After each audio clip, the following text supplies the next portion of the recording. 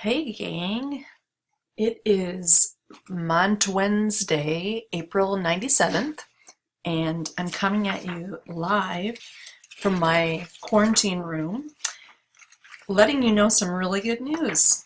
We are on the last chapter of the book, which means the last bit of content you need to be awesome video creators, editors, and sharers.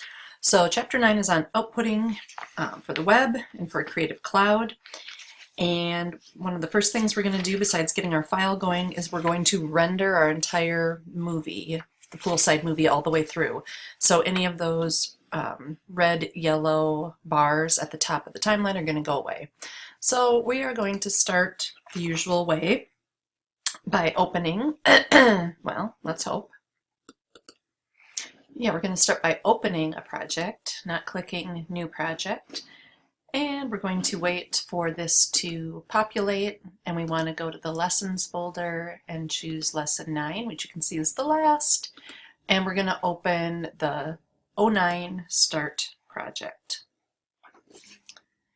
And when we get to the save screen, we are going to rename this. Instead of Start 01, we're going to call this Poolside Edit 07. Which is our versioning, and this is indeed our last version. So we're just going to let that get up and get going. And at this point in the editing process, you've finished adding video and images. You have a locked picture. You've completed your final audio mix at this point, and you've done your final color correcting.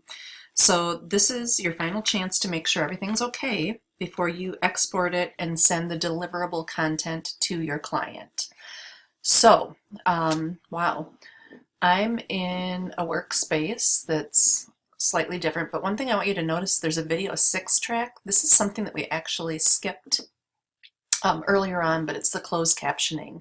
I did mention that that's an option, and in the real world, you definitely would want to be doing that because a lot of people need it, and a lot of people who don't actually, quote, need it, appreciate it. So the first thing we're going to do is go into the workspace, and we are going to switch to the editing workspace and get a little bit different layout here. There we go. That looks much better.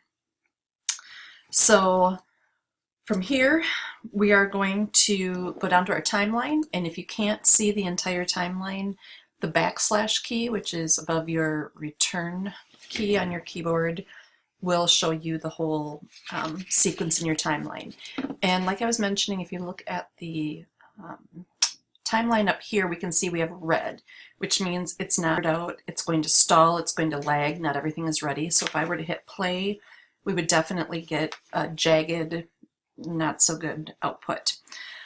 Before you go to this rendering, you want to make really sure that you don't have any in or out points set on your overall timeline. So come to your timeline and right click in, whoops, in the timeline, the ruler, the time ruler up here. I can't even think. I'm losing it. Anyway, if in and out points are set on your timeline for some reason, we would want to actually, but that's before you go on. So from here, we're going to go up to the sequence drop-down menu, and we're going to choose render in to out. And the rendering window is going to come up, and it's going to give us a time estimate and say how many files.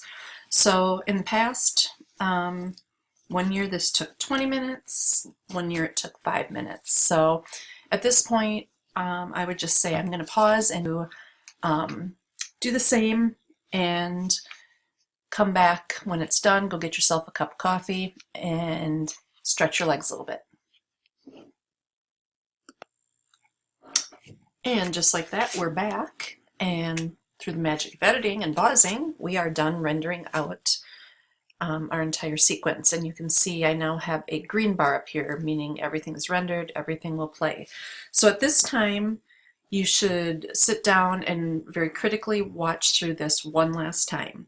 So you're going to watch for any clips or stray frames that don't belong there. You're going to make sure that the monitor you're watching your sequence on is properly calibrated, meaning do the colors look correct.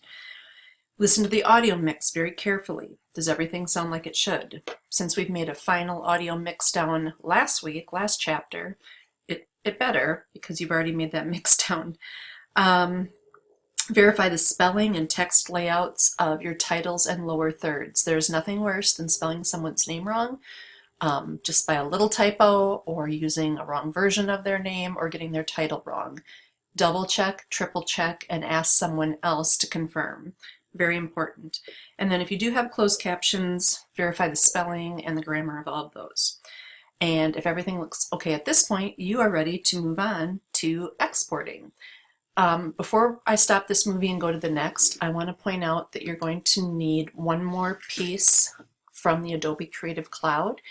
And if it isn't already current on your system, you're going to need to upload that.